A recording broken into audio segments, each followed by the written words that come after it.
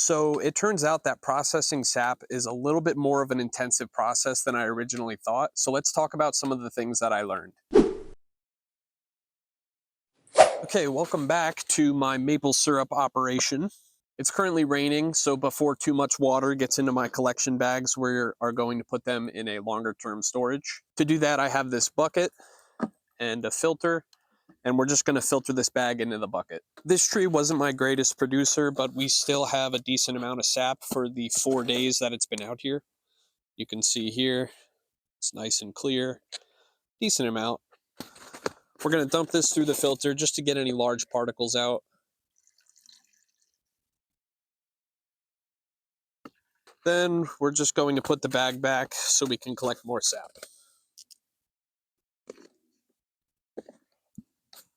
Okay, here's my second tree.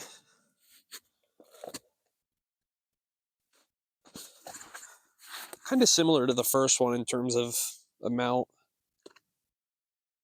But you can see that it's nice and clear.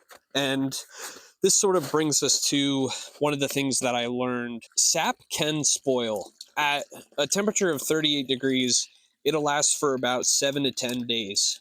Now, it's been getting a little bit warmer here, so I want to put this sap in a condition that's cold enough for me to have enough time before I actually go to boil it. From what I've read, sap spoilage, your sap will look cloudy, and it can also smell like blue cheese is what I've read. So I think even though the temperatures got a little bit warm today, I think because I had this snow around, we're in a good spot. But I am going to put this into a better storage system just to make sure that I maintain that 38 degrees. Here is tree number 3.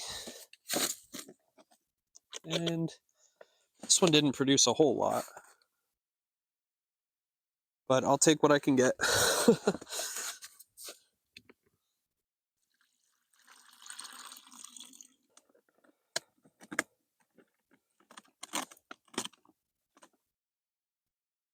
Here is tree number 4. Let's take a look. It's a decent amount. It's almost a gallon if I had to guess.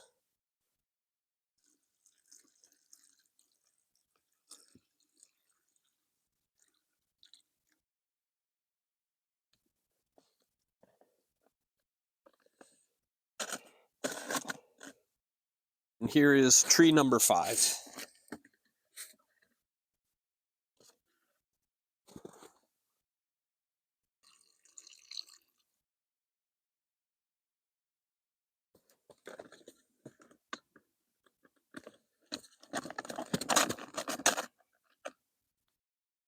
Okay, I'm out of the woods. I've collected all my sap.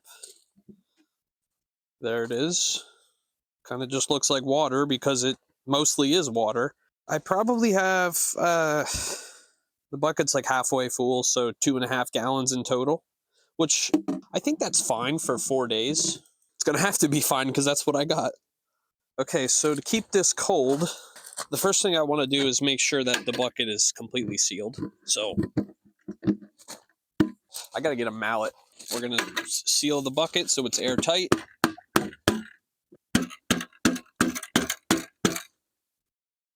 That's probably good enough.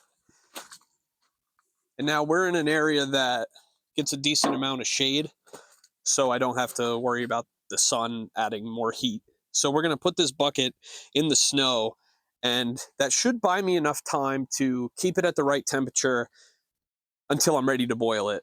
So we're just gonna put this in the snow. Put this here, and then we will pack the snow around it.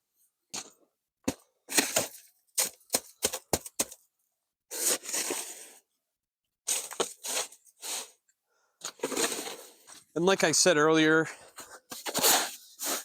you can put this in the fridge, but I do not have room. So this is gonna have to do. If I poured it into smaller containers, like if I had some recycled gallon jugs, I could probably make it fit in the fridge, but this will work just as fine. Okay, That's good enough for me. You can hardly tell it's there. So now I don't have to worry about spoilage for another, I don't know, maybe 6 days. So I have some time before I boil. It's now Saturday and we're outside to do the first boil. I haven't collected any more sap since Wednesday, so we're still at 2.5 gallons. The reason why we're outside is because, like I said, there's a lot of water content in sap. It's about 98% water. That'll make a lot of steam, and the steam mixed with the sugar content in the sap will make your walls sticky, your appliances sticky, and quite frankly, I don't feel like dealing with the cleanup. So that's why we're outside for this first boil.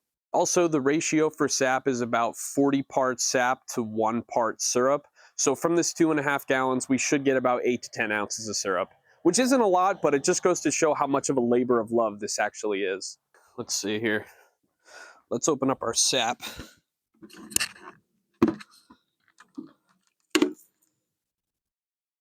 Okay, our sap still looks nice and clear, and we're going to test it for science. So here we go.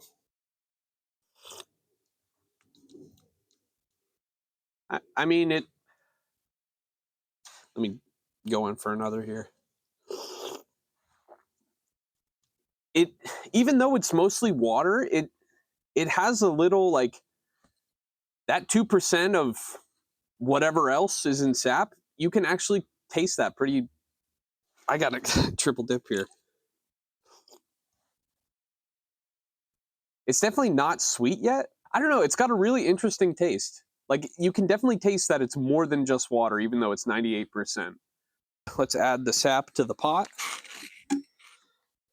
trying not to spill any of this precious liquid.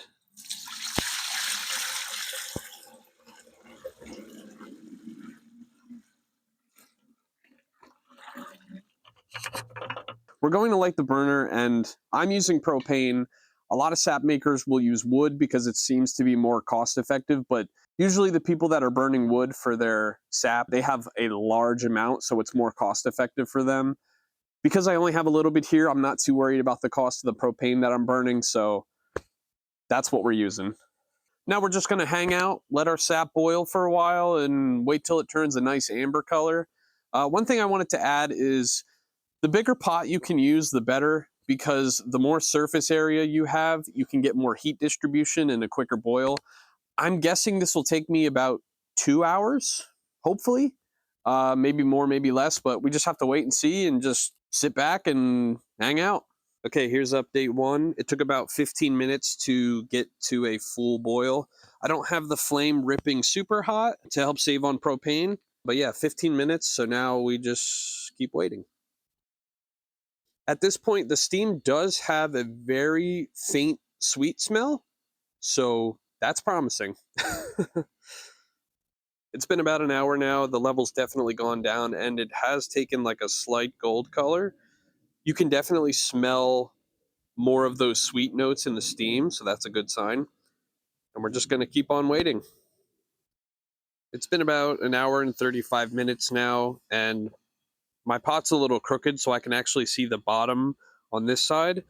And I think that means I've reduced it down far enough to where I can safely take it inside now to finish it. So, oh wow, I just got a whiff of something really sweet. Yeah, so I think we're gonna call it here for the outside boil, and we're gonna bring it inside.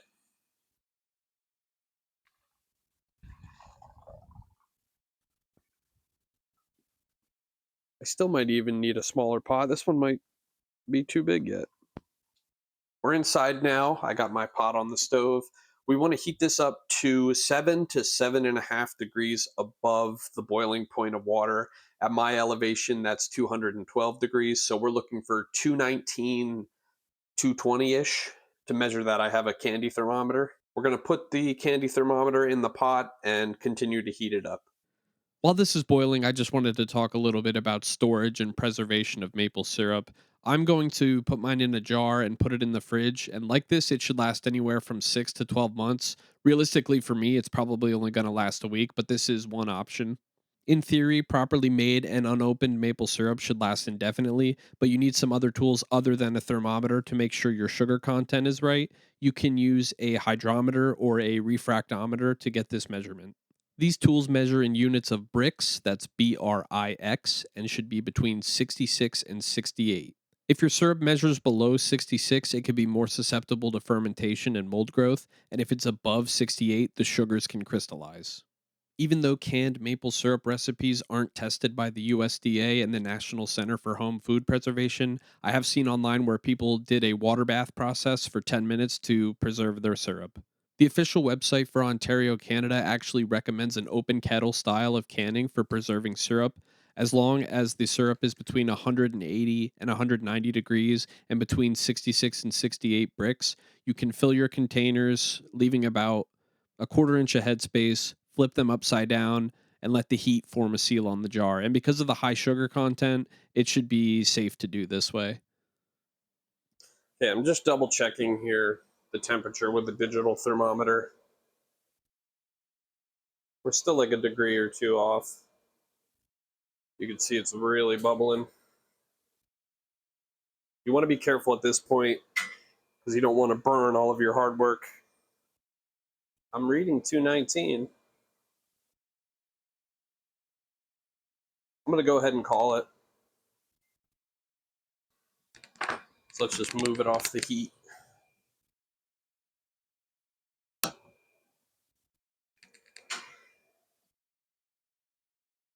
Okay, here I'm just going to test it with a spoon to see. You can see how the drips are kind of stringy.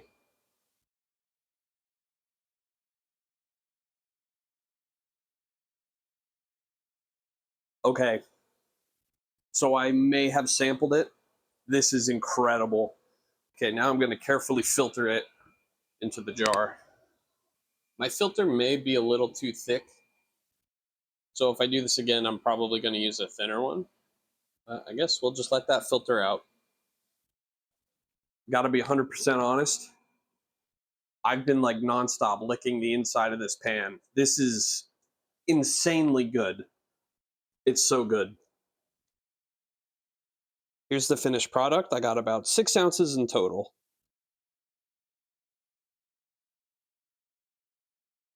I really enjoyed this project, and I think I probably could have handled a little more, maybe like 5 to 10 gallons before I started getting overwhelmed. But I think this was a really good start, really good proof of concept, and this stuff tastes amazing. It's crazy. I hope you decide to try this out for yourself because it is a really neat experience. With that being said, if you like this video, be sure to leave a like, leave a comment, and let me know what you thought, and get subscribed to see what I have coming up next. As always, thanks for watching, and happy boiling.